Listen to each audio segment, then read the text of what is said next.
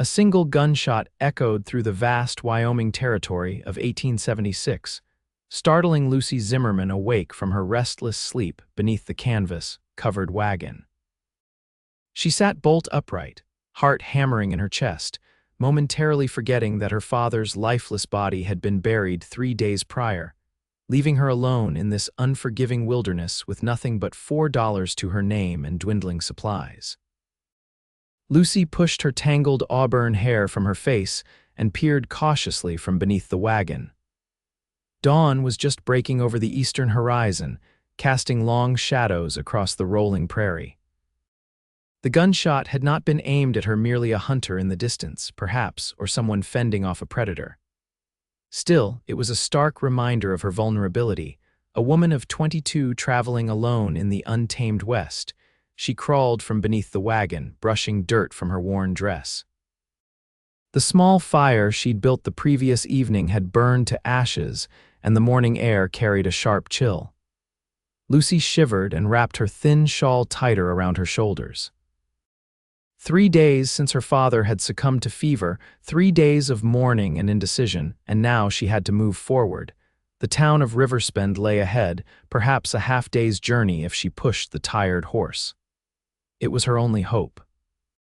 With no family back east to return to, and no skills beyond the basic education her schoolteacher mother had provided before her death 5 years prior, Lucy had little choice but to seek employment and shelter in the frontier town.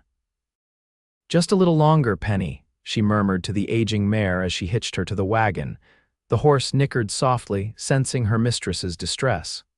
"We'll find something in Riversbend, we have to." Lucy's stomach growled painfully, reminding her that she'd eaten the last of her provisions the night before. $4 wouldn't last long, but it might buy her enough time to secure a position. She had heard that the West offered opportunities for women, that the East did not, though many of those opportunities were not ones a respectable woman would consider. The wagon creaked as it rolled across the uneven terrain, each bump and jolt reminding Lucy of her father's dreams of finding land and prosperity in Wyoming Territory. John Zimmerman had been a dreamer, always chasing the next opportunity, the next fortune. When news of free land in the West had reached their small Pennsylvania town, he had sold their modest home and convinced Lucy to accompany him. Now those dreams were buried beneath a simple wooden cross on the prairie, and Lucy was left to forge her own path. By midday, the outline of Riversbend appeared on the horizon, a collection of wooden buildings, some with false fronts, clustered along what she presumed was the main street. Smoke rose from chimneys, and even from this distance, she could make out the movement of people and horses. Civilization, such as it was, Lucy straightened her back and attempted to smooth her rumpled dress. First impressions mattered, especially for a woman alone. She would need to find work immediately, perhaps as a laundress, a cook, or even a shopkeeper's assistant if she were lucky. The alternatives didn't bear thinking about. As she guided the wagon down the main street of Riversbend, Lucy felt the stares of the townspeople. A woman driving a wagon alone was unusual enough to warrant attention. She kept her gaze forward, refusing to show her discomfort or fear. The buildings lining the street bore the typical markers of a frontier town: a general store, a saloon with piano music spilling from its swinging doors, a blacksmith shop where the ring of hammer on anvil punctuated the air, and what appeared to be a small hotel. Lucy pulled the wagon to a stop outside the general store, securing Penny to the hitching post. Her legs trembled slightly as she climbed down, whether from the long ride or from nerves, she couldn't be sure. Taking a deep breath, she pushed open the door of the store, a small bell announcing her arrival. The store smelled of coffee, leather, and tobacco, a not unpleasant combination that reminded her of her father. Behind the counter stood a portly man with spectacles perched on his nose, tallying figures in a ledger. He glanced up as she entered, his expression curious but not unwelcoming. "Good day, miss," he said, closing his ledger. "New to Riversbend, are you?" "Yes, sir," Lucy replied, approaching the counter with what she hoped was a confident stride. "I've just arrived and I'm looking for work. I wondered if you might need assistance in your store or if you know of anyone in town who's hiring." The storekeeper studied her for a moment, his expression softening slightly. "Name's Henry Porter. I own this establishment." He extended a hand, which Lucy shook gratefully. "And you are Lucy Zimmerman, sir. My father and I were traveling to claim land near the mountains, but he—" She faltered, the grief still raw. "He passed 3 days ago. Fever took him quickly." Porter's bushy eyebrows drew together in sympathy. "I'm sorry to hear that, Miss Zimmerman. Traveling alone is no small thing in these parts." He stroked his beard thoughtfully. "As for work, I'm afraid I can't offer you anything at present. My wife and daughter help me run the store, and business isn't brisk enough to warrant another set of hands." Lucy's heart sank, but she nodded her understanding. "Do you know of anyone else who might be hiring?" "I'm willing to do almost any kind of respectable work." Porter tapped his fingers on the counter. "The hotel might need a maid, though Mrs. Donovan can be particular. The Silver Dollar Saloon is always looking for girls, but I wouldn't recommend," he broke off, noting Lucy's expression. "No, I didn't think so. There's the laundry on the edge of town, though the work is hard and the pay meager." "I'm not afraid of hard work, Mr. Porter," Lucy said firmly, "and at this point I'd be willing to work just for food and a place to sleep." The bell above the door jingled again, and Lucy turned to see a tall man entering the store. He removed his hat, revealing sun-bleached brown hair and a face weathered by years in the elements. His clothes were practical denims, a sturdy shirt, and a well-worn leather vest, but clean and of good quality. He nodded a greeting to Porter before his gaze fell on Lucy. "Morning, Henry," he said, his voice deep and even. "Got that order of fencing wire in yet? It arrived yesterday, Mitchell." "Been waiting for you to pick it up." Porter gestured to a corner of the store where several coils of wire were stacked. "This is Miss Zimmerman, just arrived in town and looking for work." The man, Mitchell, turned his full attention to Lucy, and she found herself being assessed by the most startlingly blue eyes she had ever seen. They stood out in sharp contrast to his tanned skin, giving him an intense look that made her momentarily forget her circumstances. "Mitchell Evans," he said, extending a calloused hand. "I own the Double E Ranch about 5 miles outside of town." Lucy took his hand, noting the strength in his grip. "Lucy Zimmerman, pleased to meet you, Mr. Evans." "Miss Zimmerman was just telling me she's willing to work for food and lodging," Porter explained. "Her father passed recently on their journey west." Something shifted in Mitchell Evans's expression, a flicker of understanding, perhaps even sympathy. He studied Lucy for a moment longer before speaking again. "What kind of work are you looking for, Miss Zimmerman?" "Anything honest, Mr. Evans," Lucy replied. "I can cook, clean, and I'm a quick learner for anything else that needs doing." Mitchell rubbed his jaw thoughtfully. "As it happens, I'm in need of a housekeeper. My previous one left to get married last month, and things have fallen into a state of disarray." He paused.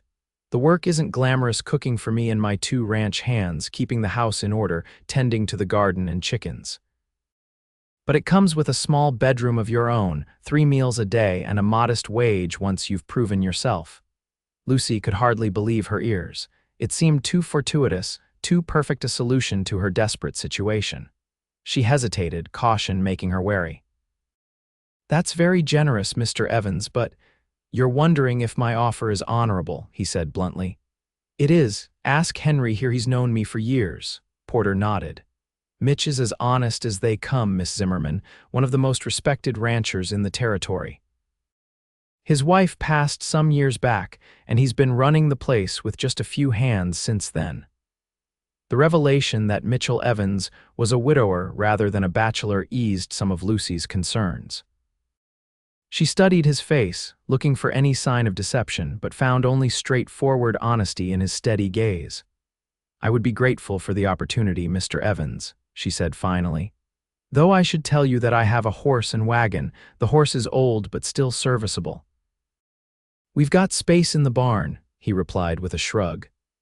"Now, I don't mean to rush you, but I need to get this wire back to the ranch. If you're accepting my offer, we should leave within the hour. I've got other business in town to attend to first." The suddenness of it all made Lucy's head spin, but what choice did she have? She had come to Riversbend seeking precisely this kind of opportunity, and turning it down would be foolish. "I accept," she said, squaring her shoulders. "I'll need a few minutes to gather my belongings from the wagon, but I'll be ready to leave when you are." Mitchell nodded, his expression unreadable. "Meet me at the blacksmith's when you're ready. I need to have a word with him before we go." As he turned to complete his transaction with Porter, Lucy stepped outside, her heart racing. She had just agreed to go to the isolated ranch of a man she had met mere minutes ago. Was she being reckless? Perhaps. But the alternative, remaining in town with dwindling funds and uncertain prospects, seemed far more dangerous. She unhitched Penny from the post and led her back to the wagon. The few possessions she and her father had brought from Pennsylvania were packed in 2 trunks clothing, some books, her mother's china teapot, and a few other mementos. Everything else had been sold to fund their journey west. Lucy climbed into the wagon and sat for a moment, gathering her thoughts. "Well, Penny," she murmured to the horse, "it seems we've found a place to stay, at least for now. Let's hope Mr. Evans is as honorable as Mr. Porter believes." She guided the wagon to the blacksmith's shop, where she found Mitchell Evans deep in conversation with a burly man whose forearms were black with soot. They concluded their business as she approached, and Mitchell nodded approvingly at her promptness. "Smith's going to fix that broken wheel on your wagon while we're at the ranch," he explained. "We'll take what you need now and come back for the rest once it's repaired." Lucy's eyes widened in surprise.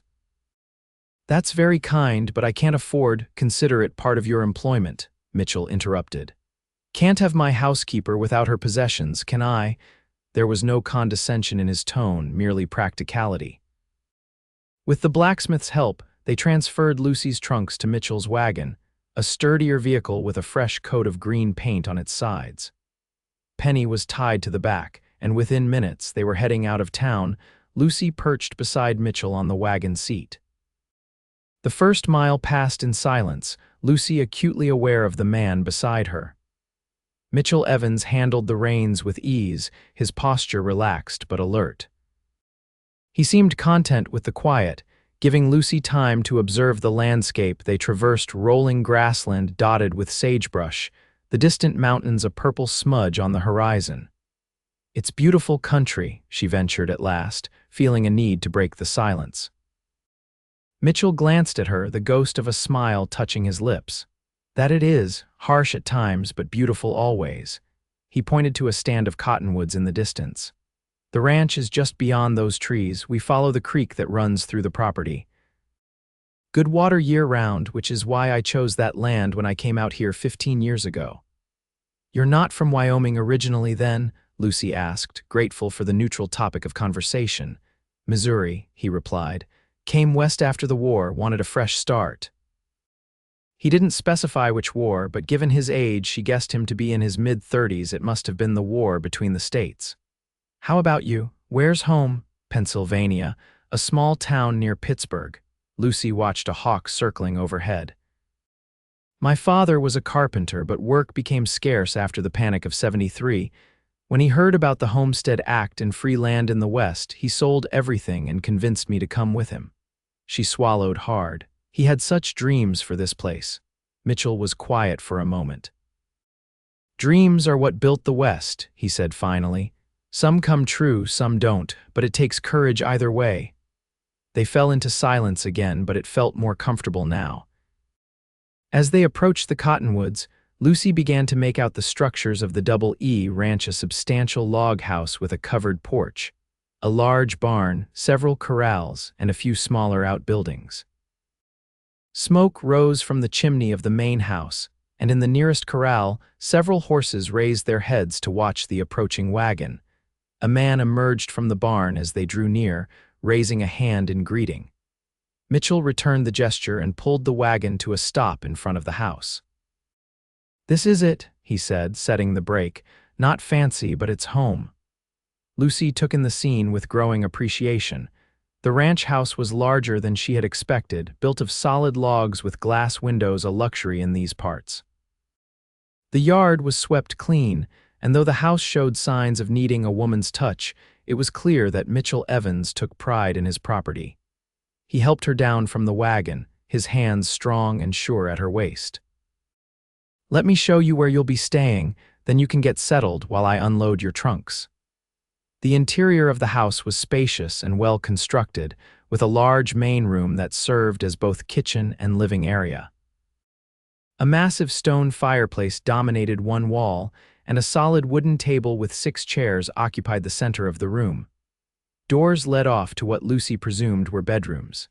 "Kitchen's well stocked," Mitchell explained, gesturing to the iron cookstove and the shelves lined with provisions.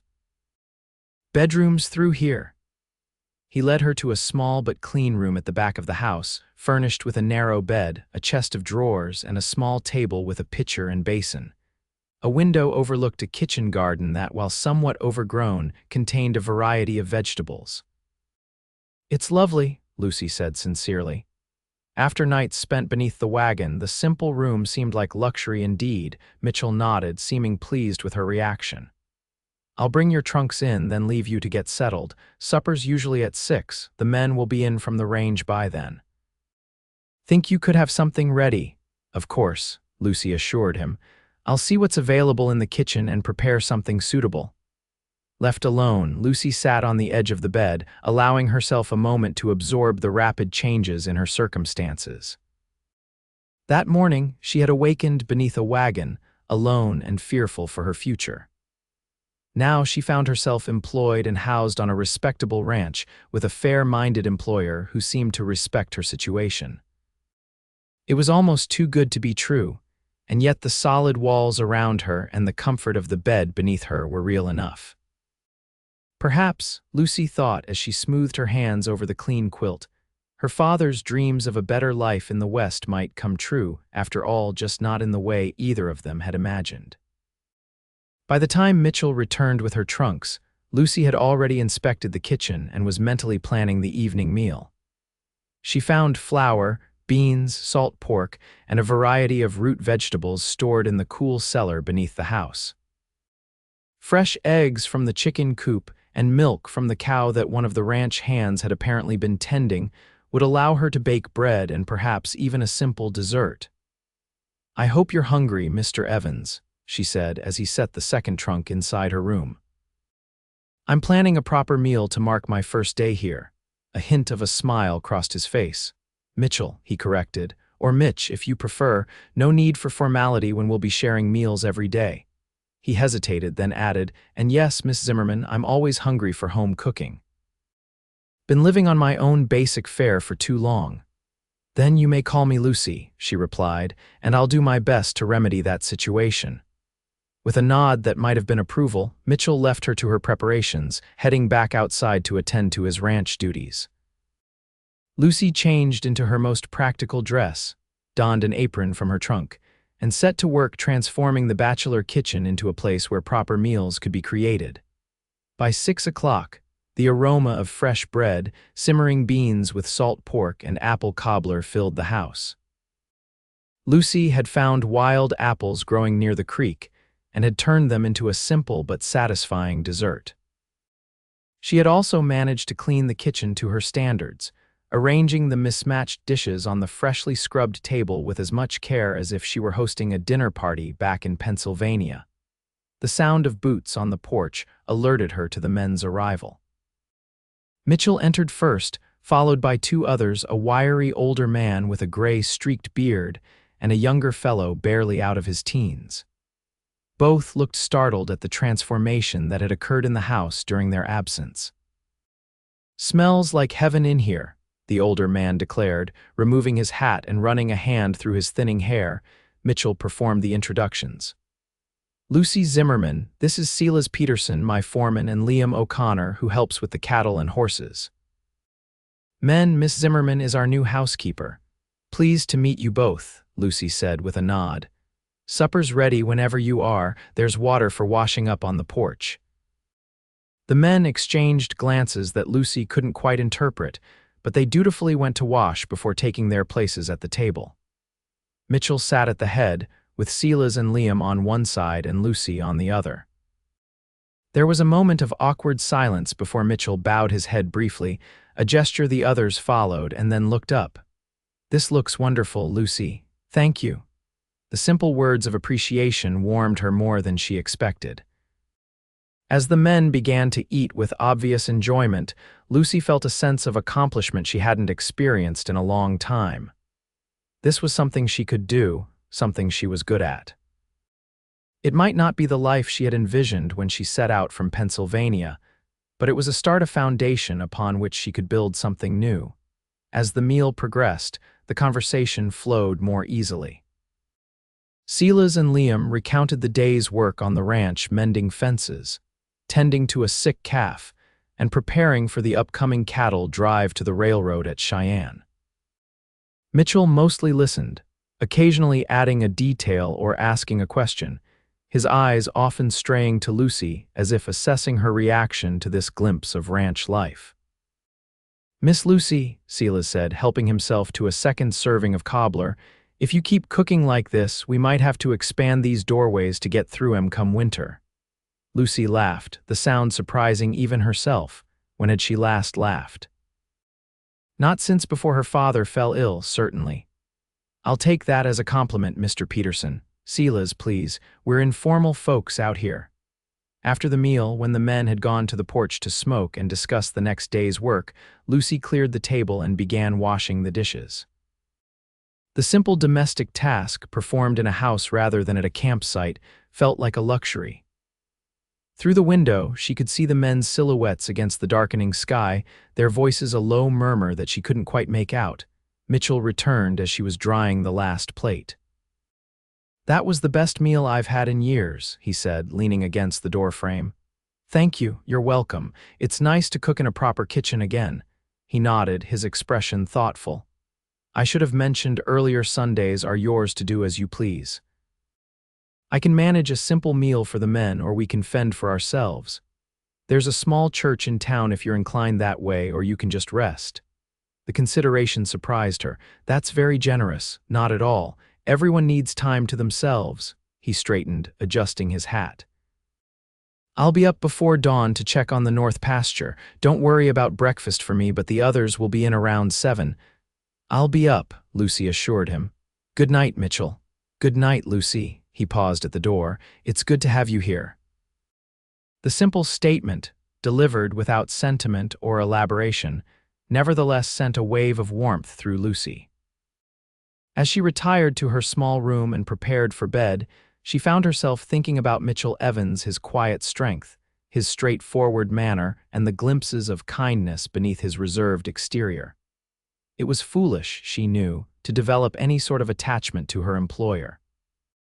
She was here to work, to rebuild her life after the devastation of her father's death. Romance was the furthest thing from her mind, or should be, at any rate. Yet as she drifted off to sleep in her comfortable bed, Lucy couldn't help but wonder what it might be like to belong here, not just as a housekeeper, but as something more. The thought followed her into dreams where Mitchell Evans's blue eyes watched her with an intensity that had nothing to do with her cooking skills. The weeks that followed fell into a comfortable routine. Lucy rose early each morning to prepare breakfast for the ranch hands, spent her days cooking, cleaning, tending the garden, and occasionally helping with the lighter ranch chores. The men were respectful and appreciative of her efforts, and she found herself enjoying the rhythm of ranch life more than she had expected. Mitchell remained something of a mystery. He was unfailingly polite and fair, but revealed little of himself beyond the immediate concerns of the ranch. Lucy learned bits and pieces of his story from Silas, who had been with him since the early days of the Double E. Mitchell had fought for the Union in the war, had come west with his young wife Martha, and had been left a widower when she died in childbirth along with their infant son. That had been 8 years ago, and according to Silas, Mitchell had thrown himself into building the ranch ever since, rarely taking time for anything else. "He's a good man," Silas told Lucy one afternoon as she helped him shell peas on the porch. "Just carries his burdens close to the chest, if you take my meaning." Lucy did understand. Hadn't she been doing the same since her father's death? Grief was a private thing, especially out here where survival demanded so much of one's energy and attention. As summer progressed into early autumn, Lucy found herself watching for Mitchell's return each evening, anticipating the quiet moments when he would sometimes linger after supper, telling her about the day's work or asking about her life back east. These conversations were brief but increasingly comfortable, and Lucy began to sense that Mitchell enjoyed them as much as she did. One evening in late September, as the first chill of autumn crept into the air, Lucy was preparing supper when she heard the sound of horses approaching at a gallop unusual for the typically methodical ranch routine. She went to the door in time to see Mitchell and Liam dismounting, supporting between them a pale-faced Silas whose shirt was stained with blood. "What happened?" Lucy gasped, rushing to help them. "Rattlesnake," Mitchell explained tersely. "Got him on the arm, we need to get him inside." They managed to get Silas to his bed in the small room off the kitchen. The foreman was conscious but clearly in pain, his left forearm swollen and discolored around 2 puncture marks just above the wrist. "I've cut the wound and sucked out what poison I could," Mitchell told Lucy as they removed Silas's boot. "But he needs proper tending. Do you know anything about snake bites?" Lucy swallowed hard. "Some. My mother treated a child once back home." She examined Silas's arm carefully. "We need to keep the arm lower than his heart, clean the wound thoroughly, and watch for fever. I'll make a poultice that might help draw out the poison." Mitchell nodded, relief evident in his eyes. "Tell me what you need." For the next hour, they worked together to care for Silas. Lucy mixed a poultice of moistened tobacco, leaves a remedy her mother had sworn by, while Mitchell cleaned the wound with whiskey from his private supply. Liam was sent to fetch fresh water from the creek and to tend to the horses, which had been left sweating and unsaddled in the yard. By nightfall, Silas was resting more comfortably, though his arm remained swollen and hot to the touch. Lucy sat beside him, applying fresh poultices and helping him sip water when he woke. Mitchell checked on them periodically, his concern for his foreman evident in the tightness around his eyes. "You should get some rest," he told Lucy around midnight. "I can sit with him for a while." She shook her head. "I'm fine. The critical period is the first day. I'd rather stay." Mitchell studied her for a moment, then pulled a chair beside hers. "Then I'll keep you company." They sat in companionable silence, the only sound Silas's labored breathing and the occasional pop from the fire in the main room. Lucy was acutely aware of Mitchell beside her, his steady presence, the faint scent of leather and pine that seemed to cling to him, the controlled strength in his hands as he occasionally leaned forward to check Silas's pulse. "Thank you," he said quietly after a long while, "for knowing what to do. For caring enough to stay up all night with a man you've known barely 2 months." Lucy looked up, meeting his gaze in the dim lamplight. "He's been kind to me, you all have. Besides, this is what people do, isn't it? Look after each other." Something shifted in Mitchell's expression, a softening, a recognition perhaps. "Yes," he said softly. "It is." He reached out tentatively and covered her hand with his own. "Still, thank you." The touch was brief but electrifying. Lucy felt heat rise to her cheeks and was grateful for the low light that hid her reaction. "You're welcome," she managed to say. By morning, Silas's condition had improved significantly. The swelling had begun to subside, and though he was weak, his color was better. Lucy fixed a light breakfast for him and helped him sit up to eat it. "Reckon I owe you my arm, if not my life, Miss Lucy," he said, his voice raspy but stronger than she had expected. "You owe me nothing except to follow doctor's orders and rest," she replied firmly. "No work for at least a week, preferably 2, Silas grimaced. "With the cattle drive coming up, Mitch needs me." "Mitch needs you alive and with 2 functioning arms," Mitchell said from the doorway, where he had been listening. "You'll do as Lucy says, old friend." The use of her first name did not escape Lucy's notice, nor did the respectful tone in which Mitchell had referred to her instructions. It was a small thing, perhaps, but it signified a shift in their relationship from employer and employee to something approaching equals. Over the next few days, as Silas recuperated, the dynamic at the ranch changed subtly. Mitchell and Liam took on Silas's duties in addition to their own, leaving at dawn and often not returning until after dark. Lucy found herself not only caring for Silas, but also taking on additional responsibilities, feeding the chickens and collecting eggs, milking the cow, and even helping Liam with some of the lighter, stable chores when he fell behind. One evening, nearly a week after the snakebite incident, Mitchell returned later than usual. Lucy had kept supper warm for him, and she was just about to put it away when she heard the sound of his horse in the yard. She quickly set a place at the table and ladled a generous portion of the venison stew she had prepared. Mitchell entered looking exhausted, his clothes dusty from the trail and his eyes shadowed with fatigue. He removed his hat and ran a hand through his hair, which had grown longer over the weeks Lucy had been at the ranch. "You didn't have to wait up," he said, noticing the table set for one. "It's no trouble, you need to eat." She gestured to the chair. "Sit, I'll pour you some coffee." He did as she directed, too tired to argue. Lucy brought him coffee and a slice of fresh bread, then sat across from him as he ate.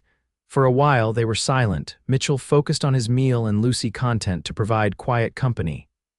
"How's Silas?" he asked eventually, pushing his empty bowl away. "Much better. He managed to walk to the porch today and sit in the sun for an hour. The swelling is nearly gone, though he still has some pain when he tries to use that hand." Mitchell nodded, relief evident in his expression. "Good, that's good." He hesitated, then added, "You've been a godsend these past days, Lucy. Taking on extra chores, caring for Silas, keeping everything running smoothly here at the house. I don't know how we managed without you." The praise warmed her, all the more so for its sincerity. "I'm glad I could help. It feels good to be useful, to be needed." Their eyes met across the table, and something unspoken passed between them, an acknowledgement, perhaps, of the connection that had been growing since that first day in the general store. Mitchell's gaze dropped to her hands resting on the table, and for a moment Lucy thought he might reach for them. Instead, he pushed back his chair and stood. "I should let you get to bed. Morning comes early." "Yes," Lucy agreed, trying to hide her disappointment. "Good night, Mitchell." He paused at the door to his bedroom. "Lucy." He seemed about to say something more, then shook his head slightly. "Thank you for waiting up. It means more than you know." The cattle drive to Cheyenne was scheduled for early October, and as Silas's recovery progressed, preparations intensified. Mitchell hired 2 additional hands from a neighboring ranch to help with the drive, and the atmosphere at the Double E became one of focused activity. Lucy found herself cooking larger meals for more men, packing provisions for the trail, and helping to mend tack and clothing as needed. The evening before the drive was set to begin, Mitchell asked Lucy to join him on the porch after supper. The other men had gone to the bunkhouse to make final preparations, leaving them alone in the quiet of the autumn evening. The air was crisp, and Lucy had wrapped a shawl around her shoulders against the chill. "I wanted to discuss arrangements while we're gone," Mitchell said, leaning against the porch railing. "The drive should take about 2 weeks, depending on weather and the condition of the trail. Silas will stay behind. He's not fit for that kind of riding yet, so you won't be completely alone." Lucy nodded, trying to ignore the pang she felt at the thought of Mitchell being gone for 2 weeks. "We'll manage fine. I know you will." He looked out over the darkening ranch yard, his profile strong against the fading light. "I've left money in the drawer of my desk for any supplies you might need, and if there's trouble of any kind, Silas knows to send for help from the Bartlett place 2 miles east." "We'll be fine," Lucy repeated, touched by his concern. "You focus on getting those cattle to market safely." Mitchell turned to face her, his expression serious. "Lucy, there's something else I wanted to discuss with you." Her heart quickened. "Yes."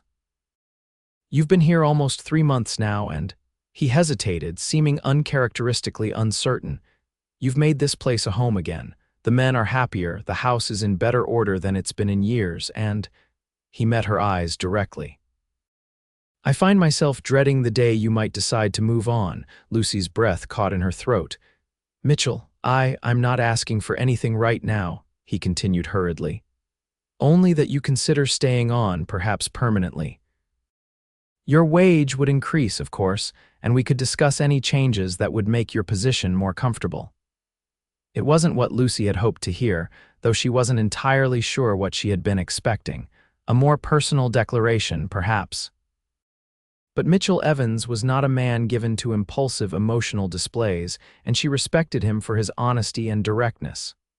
"I have no plans to leave," she said carefully. "I'm happy here, Mitchell, happier than I expected to be after my father died." Relief washed over his features. "Good." "That's good." He straightened, some of his usual composure returning. "We can discuss the details when I get back from Cheyenne," Lucy nodded, managing a smile despite the faint disappointment that lingered. "Safe travels, Mitchell. We'll be here when you return." He stepped closer, and for one breathless moment, Lucy thought he might embrace her. Instead, he took her hand gently in his and gave it a squeeze. "Good night, Lucy. Thank you for everything."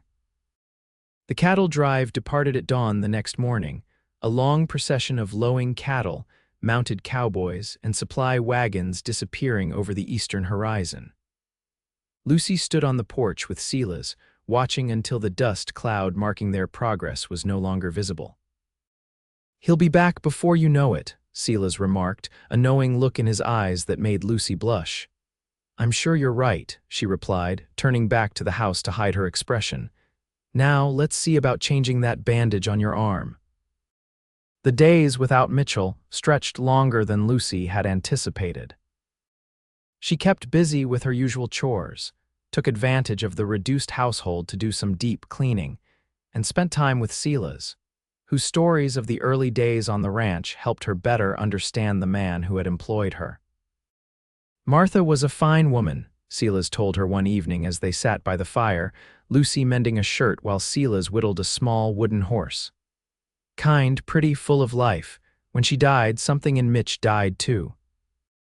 Threw himself into building this place, almost like he was trying to fulfill the dream they'd shared, even if she couldn't be part of it. Lucy's hands stilled on her sewing.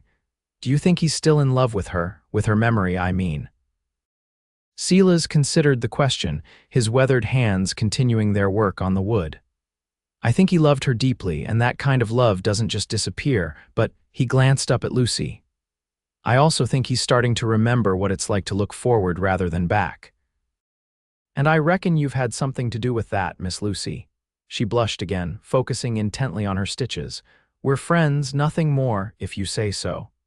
Silas's tone suggested he knew better, but he didn't press the issue. The 2-week mark came and went with no sign of Mitchell and the cattle drive. Lucy tried not to worry, knowing that delays were common bad weather, difficult river crossings, or any number of other challenges could slow their progress. Still, she found herself watching the horizon more frequently, hoping to see riders approaching. When 3 weeks had passed, even Silas began to show concern. "They should have been back by now," he admitted one morning as Lucy served him breakfast. "Unless they ran into serious trouble." "What kind of trouble?" Lucy asked, unable to keep the worry from her voice. Silas shrugged his good shoulder. "Could be anything. Cattle stampede, illness, bandits, even though that's less common these days." Seeing Lucy's expression, he added hastily, "But Mitch knows what he's doing. He's brought herds through worse conditions than this." On the 23rd day after the drive's departure, Lucy was hanging laundry in the yard when she heard the distant sound of hoofbeats. Her heart leaped, and she shaded her eyes against the afternoon sun, scanning the horizon. A lone rider was approaching at a gallop, not the slow-moving procession of a returning cattle drive, but a single horseman in a hurry. As the rider drew nearer, Lucy recognized Liam, his horse lathered with sweat. She dropped the sheet she had been about to hang and ran to meet him, Silas emerging from the barn behind her. Liam pulled his exhausted horse to a stop and dismounted in a single fluid motion. "Miss Lucy, Silas," he greeted them, his face etched with fatigue. "Don't worry, everyone's all right, more or less." "More or less," Lucy echoed, her stomach tightening with renewed anxiety. "What happened? Where's Mitchell?" "We got the cattle to Cheyenne without too much trouble," Liam explained, accepting the canteen Silas offered him and taking a long drink. "But on the way back, about 4 days out, we were caught in a flash flood. Lost 2 horses, and Mitch took a bad fall trying to save one of the men who got swept downstream." Lucy's hand flew to her mouth. "Is he? He's alive," Liam assured her quickly. Broke his leg and got banged up pretty good, but Doc Miller in Riversbend says he'll heal fine with proper rest. They're bringing him home by wagon, should be here by tomorrow morning. Mitch sent me ahead to let you know what happened and to ask you to prepare his room. Relief and concern warred within Lucy. Mitchell was alive but injured, coming home but in need of care. Of course, I'll have everything ready. She turned to Silas. We should move the bed so it's easier to access from both sides, and we'll need extra pillows to elevate his leg. Silas nodded. I'll take care of it. Liam, get yourself something to eat and then rest. You look about ready to drop. As Liam headed to the kitchen, Lucy and Silas went to prepare Mitchell's bedroom. It was the largest in the house, a space Lucy had cleaned regularly but had never spent much time in. Now, as she stripped the bed to put on fresh sheets, she couldn't help but notice the personal touches that spoke of the man who occupied it, a well-worn Bible on the bedside table, a framed photograph of a young woman with a gentle smile who must have been Martha, and a small wooden box that Lucy suspected contained mementos of his past life.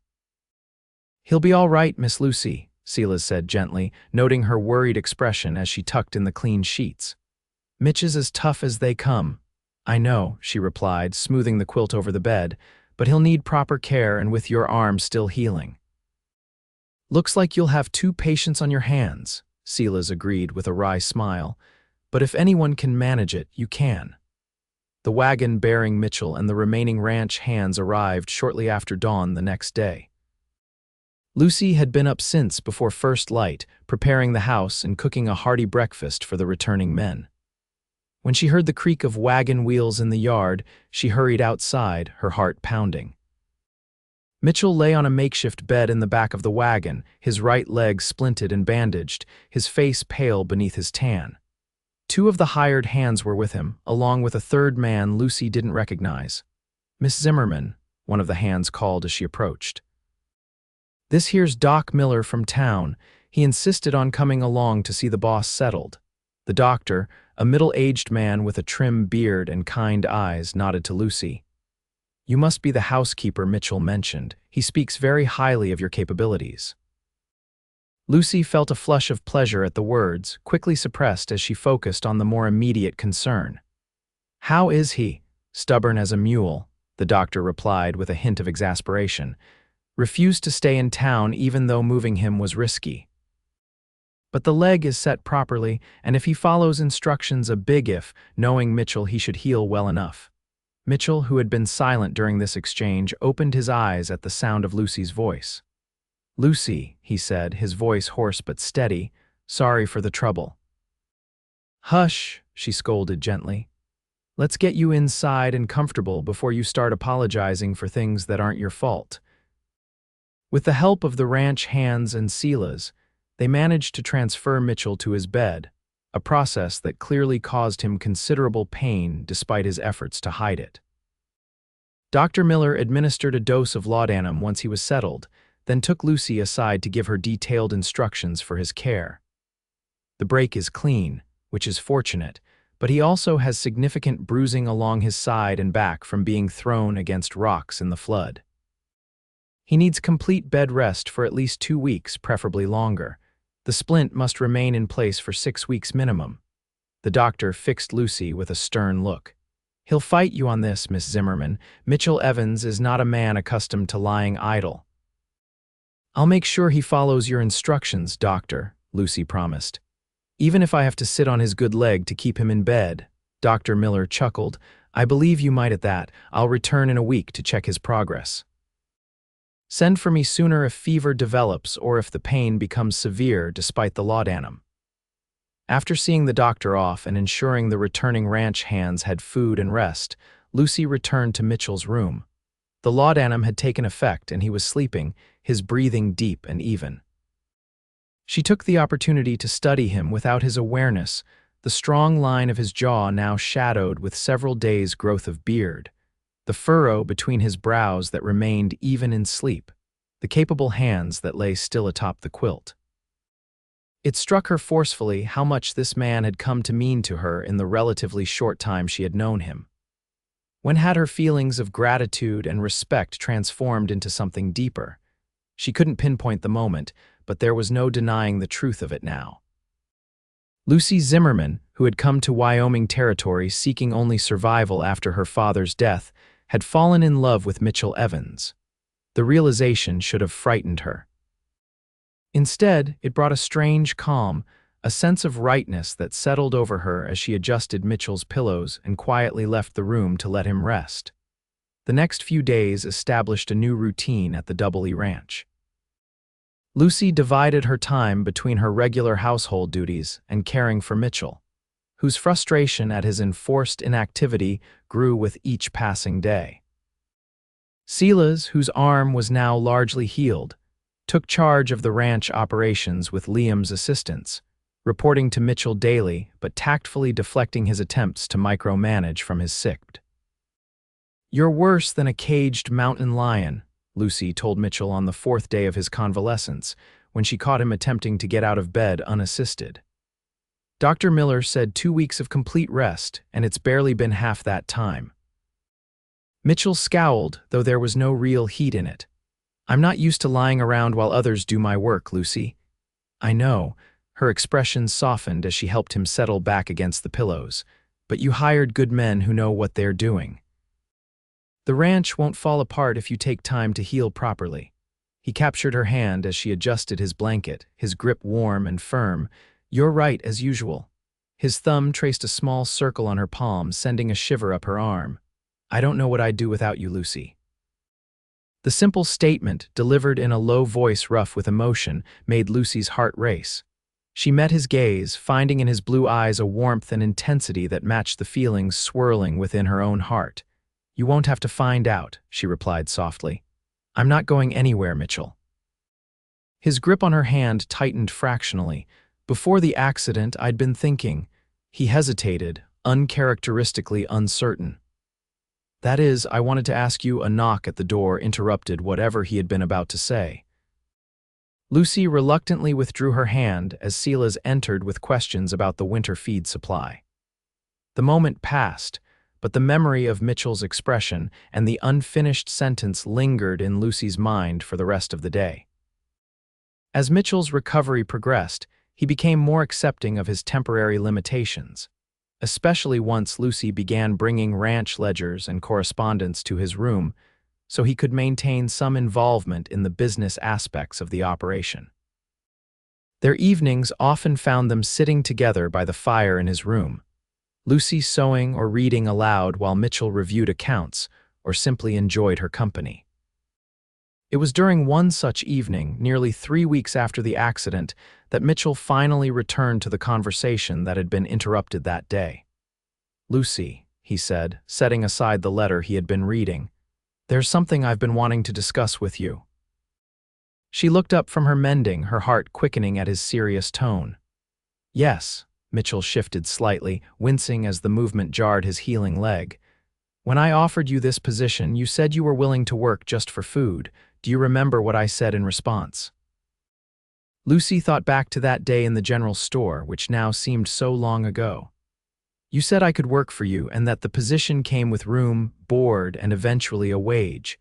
"That's not quite how I remember it," Mitchell said, a hint of a smile touching his lips. "I believe what I actually said was that you could work for me in my name too." Lucy's breath caught. Surely he couldn't mean. "I didn't fully understand what I was saying at the time," Mitchell continued, his gaze steady on hers. "Or perhaps some part of me knew exactly what I meant even then. Lucy, these past months with you here have shown me what I've been missing since Martha died. Not just a housekeeper, but a partner, someone to share the burden and the joy of building something meaningful." He reached for her hand, and this time there was no mistaking his intent. "I'm not a poetic man, Lucy. I can't offer you pretty words or grand gestures, but I can offer you my name, my home, and my heart if you'll have them." Tears sprang to Lucy's eyes, but they were tears of joy, not sorrow. "Mitchell Evans, are you asking me to marry you?" "I am." His thumb brushed across her knuckles. "I love you, Lucy Zimmerman. I think I started falling for you that first day in Porter's store, though it took me far too long to admit it to myself." Lucy set aside her sewing and moved to sit beside him on the bed, mindful of his injured leg. "I love you too, Mitchell. And yes, I will marry you not as your housekeeper, but as your wife and partner." The smile that transformed his face was like sunrise breaking over the mountains, brilliant and full of promise. Mitchell pulled her gently toward him, and when their lips met for the first time, Lucy knew with absolute certainty that she had found her home, not in a place, but in a person. They were married on a crisp December morning, with snow dusting the peaks of the distant mountains. The ceremony took place in the small church in Riversbend, with Silas giving Lucy away and the entire town turning out to witness the union of the respected rancher and the woman who had arrived just months earlier with nothing but determination and courage. Lucy wore a dress of deep blue that Mitchell had ordered specially from Cheyenne, with Silas making a secret trip to collect it, while the bride-to-be was occupied with wedding preparations. Her auburn hair was adorned with a wreath of dried wildflowers that the women of Riversbend had helped her create, preserving the last blooms of autumn for the winter wedding. Mitchell, his leg healed enough that he needed only a cane for support, stood tall and proud at the altar, his usual reserved expression replaced by one of unconcealed joy as Lucy walked toward him on Silas's arm. The vows they exchanged were traditional but heartfelt, each word a promise for the future they would build together. The celebration afterward filled the Double E Ranch house with more laughter and music than its walls had contained in years. Neighbors and townspeople brought food and drink. Musicians played fiddles and guitars, and children chased each other through the yard despite the cold.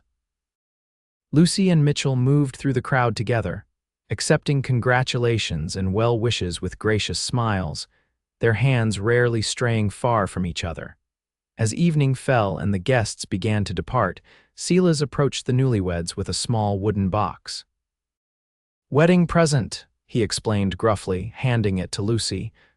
"Been working on it since you agreed to marry this stubborn man." Inside the box lay a beautifully carved scene of the Double E Ranch, the house, barn, and surrounding landscape rendered in exquisite detail, with two small figures standing on the porch, clearly meant to represent Mitchell and Lucy. "Oh, Silas," Lucy breathed, touched beyond words. "It's beautiful." "Figured you might want something to remember the beginning," the old foreman said with a smile, "though I reckon you've got many more chapters to write together." Later that night, when the house was quiet and they were finally alone, Mitchell took Lucy in his arms and kissed her with a tenderness that made her heart ache with happiness. "You remember that day you arrived in Riversbend?" he asked, brushing a strand of hair from her face. "You told Porter you were willing to work just for food." Lucy smiled, leaning into his touch, "and you offered me so much more." "I had no idea then how much you would change my life," Mitchell admitted. "I thought I was offering charity to a woman in need." "Instead, you gave me back a future I thought was lost forever." "We gave each other a future," Lucy corrected gently, "and now we have the rest of our lives to build it together." As snow began to fall outside, blanketing the ranch in pristine white, Mitchell and Lucy Evans stood at the window of their bedroom, arms around each other, watching the transformation of the landscape. The Wyoming Territory was harsh and demanding, but it had brought them together, a young woman seeking survival and a lonely rancher in need of healing. What had begun as an arrangement of necessity had blossomed into a love neither had expected, but both now cherished above all else. "Look," Mitchell said softly, pointing to where the clouds had parted momentarily, revealing a sky brilliant with stars. "A good omen for new beginnings." Lucy rested her head against his shoulder, content in a way she had never imagined possible when she had buried her father on the lonely prairie months before. "Every day with you is a new beginning, Mitchell Evans," she whispered, "and I wouldn't have it any other way." Spring arrived on the Double E Ranch with a burst of green across the pastures and the joyful news that Lucy was expecting their first child. Mitchell's protective instincts went into overdrive, much to the amusement of Silas and the other hands, as he insisted on hiring additional help to ensure Lucy wouldn't overtax herself with household duties. "I'm with child, not made of glass," Lucy protested one afternoon when Mitchell tried to prevent her from carrying a basket of laundry to the clothesline. "Humor me," he replied, taking the basket from her hands and pressing a kiss to her forehead. "I've waited too long for this happiness to take any chances with it." Lucy relented, understanding that his concern stemmed from the loss he had suffered years before. Together they prepared for the baby's arrival, converting the small room adjacent to theirs into a nursery. Mitchell crafted a cradle from pine harvested on their own land, while Lucy sewed tiny garments from soft flannel ordered from Cheyenne. Their son, John Mitchell Evans, was born on a warm July evening, entering the world with a lusty cry that brought tears to his father's eyes. Named for Lucy's father and for the man who had given her a new beginning, the baby thrived under the adoring attention of his parents and the extended family of ranch hands who considered themselves honorary uncles. By the time John celebrated his first birthday, the Double E Ranch had expanded its operations to include not only cattle, but also a small horse breeding program that Mitchell had long dreamed of establishing. Lucy, recovered from childbirth and as capable as ever, took charge of the ranch's financial records, applying her meticulous nature to improving their bookkeeping systems. "We're building something that will last," Mitchell remarked one evening as they sat on the porch, watching the sunset paint the distant mountains in shades of gold and purple. John slept peacefully in Lucy's arms, his tiny hand curled around one of his father's fingers. "For him," Lucy agreed, gazing down at their son, "and perhaps for brothers and sisters yet to come."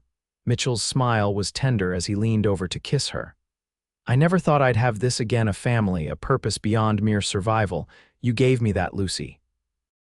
You came looking for work just for food, and you ended up feeding my soul." Lucy returned his kiss, her heart full to overflowing with gratitude for the journey that had brought her to this place, this man, this life.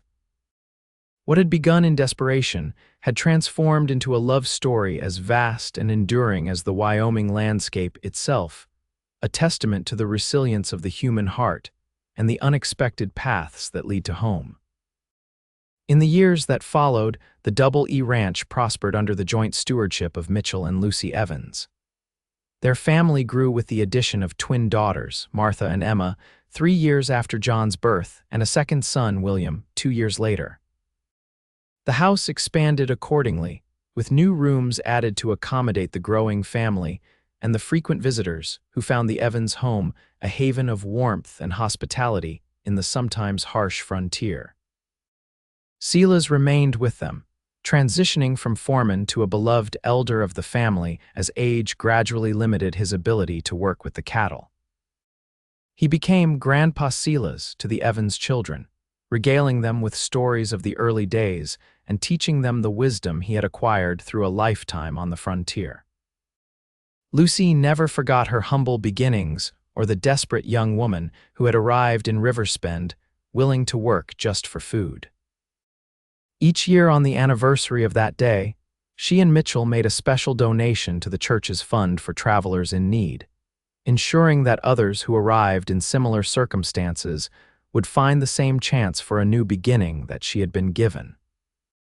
Their love, forged in necessity and strengthened through shared purpose, became the foundation upon which the legacy of the Double E Ranch was built, a legacy not merely of land and cattle, but of family, community, and the enduring power of love to transform lives in unexpected ways.